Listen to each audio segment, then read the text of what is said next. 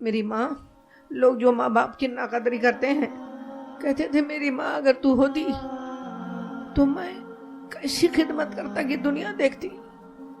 میری بہنیں اس معصوم کو اپنے سینے سے لگانے والی تھی، وہ حلیمہ تھی.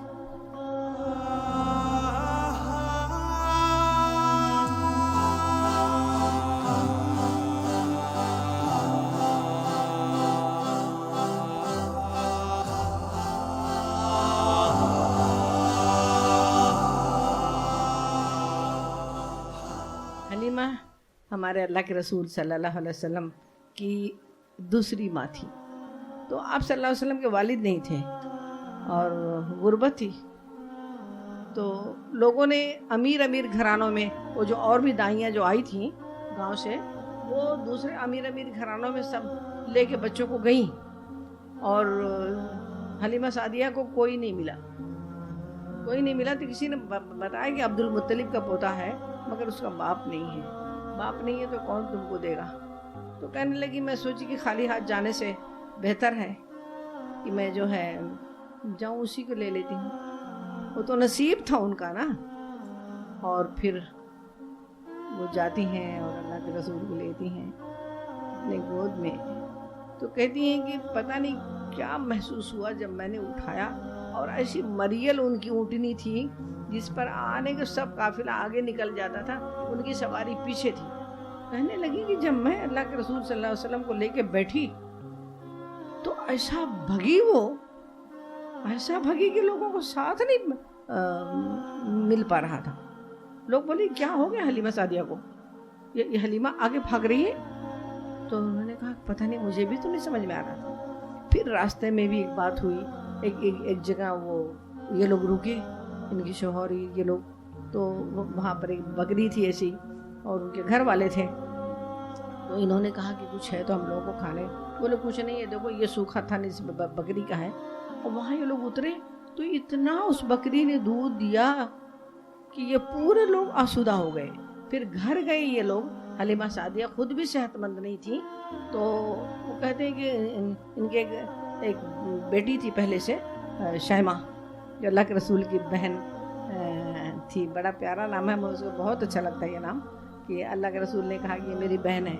آپ کی بہن کوئی تھی نا، تو دوسری شریک بہن بھی سگی بہن ہوتی ہے.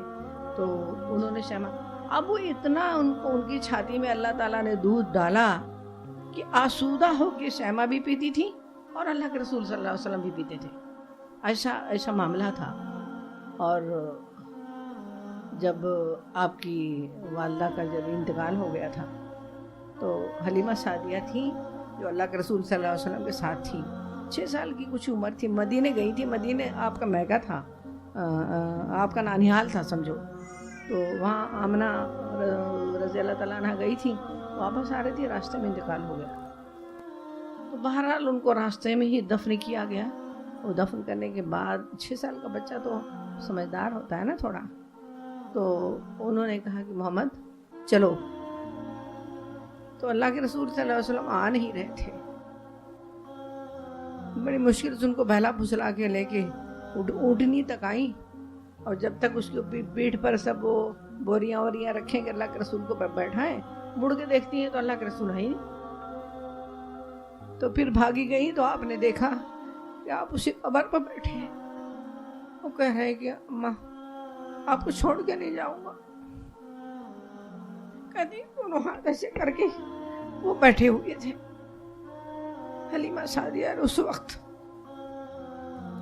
حلیمہ وہ ہستی تھی کہ جو محبوب تھا ساری کائنات کا، اس کو اپنی گود سے اٹھا لیا اور سینے سے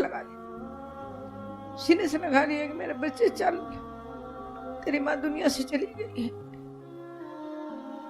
کبھی کبھی آپ یاد کرتے تھے تو کہتے تھے کہ میری ماں، لوگ جو ماں باپ کی ناقدری کرتے ہیں کہتے تھے میری ماں اگر تو ہوتی تو میں کیسی خدمت کرتا کہ دنیا دیکھتی. میری بہنیں اس معصوم کو اپنے سینے سے لگانے والی تھی، وہ حلیمہ تھی. جب آپ خطبہ دے رہے تھے، اتنے بڑے بڑے لوگوں کے درمیان بیٹھ کے دیکھ رہے تھے کہ ایک بڑھیا چلی آ رہی ہے. آپ نے پلٹ کے دیکھا اور کھڑے ہو گئے. آپ خطبہ وہ لیکچر بھول گئے آپ کھڑے ہو گئے اور آپ نے کہا کہ آپ نے اٹھ کے فوراً اپنی چادر مبارک، چادر تو لوگ آنکھوں سے لگانے کے لیے ترستے تھے میری بہنیں، آپ کی چادر کا کونا ملتا تو اسے سینے سے لگا لیتے، آپ کی آنکھوں میں سمو لیتے، وہ چادر آپ نے جلدی سے جا کے خود بچھائی۔ لوگ دیکھ رہے ہیں کہ اللہ کے رسول کیا کر رہے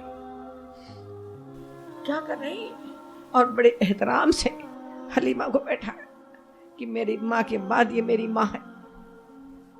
کیسا اپنی چادر پر، اور چادر تو لوگ کفن میں لگانے کے لیے مانگتے تھے، آپ کی میری بہن نے وہ پاؤں حلیمہ کے پاؤں کے نیچے اپنی چادر ڈال دیا۔ یہ ہمارے رسول صلی اللہ علیہ وسلم، ان کا جو احترام تھا،